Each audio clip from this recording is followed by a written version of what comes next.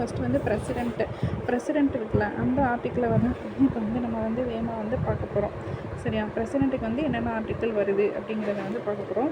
So இது எதுலேருந்து start ஆகுதுன்னா 52லேருந்து வந்து ஸ்டார்ட் ஆகுது. இதில் இருக்கக்கூடிய இம்பார்ட்டண்ட் ஆர்டிகிள்ஸ்லாம் வந்து பார்க்கலாம். ஸோ ஃபஸ்ட்டு 52 அப்படிங்கிறது வந்து பிரசிடென்ட் ஆஃப் இந்தியா அப்படிங்கிறத பற்றி சொல்லுது. 53 அப்படிங்கிறது வந்து என்ன பற்றி சொல்லுது அப்படிங்கிறத பார்க்கலாம். 53 அப்படிங்கிறது அவங்களுடைய எக்ஸிக்யூட்டிவ் பவர், நிர்வாக அதிகாரம் இருக்குல்ல, அதை பற்றி சொல்கிறது தான் வந்து 53. ஸோ 52 வந்து நமக்கு பிரசிடென்ட் ஆஃப் இந்தியா அப்படின்னாலே அது வந்து 52. அடுத்து எக்ஸிக்யூட்டிவ் பவரை பற்றி சொல்கிறது 53. 54 வந்து எலெக்ஷனை பற்றி வந்து சொல்லுவோம். அதுக்கப்புறம் 55 இதோட மேனர், இது இம்பார்ட்டன்ட் கிடையாது. அடுத்தது 56, 57, 58, 59, 60 இது எல்லாமே வந்து எப்படின்னா ஈஸியானதாக தான் இருக்கும். என்னென்னா இது எல்லாமே வந்து எதை பற்றி வருது அப்படின்னு சொல்லி பார்த்தோன்னா டேர்ம் ஆஃப் ஆஃபீஸ், அவங்களோட பதவிக்காலம், அதை பற்றி சொல்கிறது வந்து 56. 57 வந்து ரீஎலெக்ஷனுக்கு எலிஜிபிலிட்டி இருக்கா அதை பற்றி சொல்கிறது வந்து 57. 58 அப்படிங்கிறது வந்து அவங்களோட தகுதிகளை பற்றி வந்து சொல்கிறது. 59 வந்து என்னை பற்றி சொல்கிறாங்கன்னா அதோட கண்டிஷன்ஸ், பிரசிடென்ட் ஆஃபீஸ்க்கு வந்து என்னென்ன கண்டிஷன்ஸ் இருக்கணும் அப்படிங்கிறத வந்து சொல்லுது.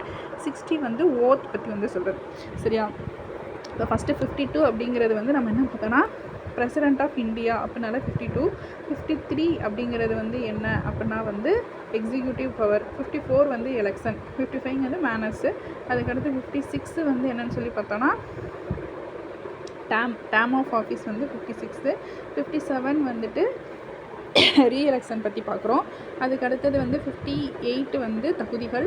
அதுக்கடுத்தது வந்து 59 வந்து கண்டிஷன்ஸ் ஆஃப் பிரசிடென்ட் ஆஃபீஸ். 60 வந்து ஓத் பண்ணி பார்த்தோம். அப்புறம் 61 வந்து நமக்கு தெரியும். 61 என்ன சொல்லியிருக்காங்கன்னா இம்பீச்மெண்ட் அப்படிங்கிறது நமக்கு தெரியும். 72ங்கிறது மன்னிக்கும் அதிகாரம் அப்படிங்கிறது வந்து தெரியும். 74 வந்து இவங்கக்கிட்ட ஆலோசனை கேட்டு தான் வந்து செயல்படுவார் அப்படிங்கிறது வந்து தெரியும். 124 அப்படிங்கிறது வந்துட்டு 123 அப்படிங்கிறது ஆர்டினன்ஸ் பவர்ங்கிறது தெரியும். 143 அப்படிங்கிறது வந்து சுப்ரீம் கோர்ட்டோட கன்சல்ட்டுக்கு வந்து கேட்பார் அப்படிங்கிறது நமக்கு தெரியும்.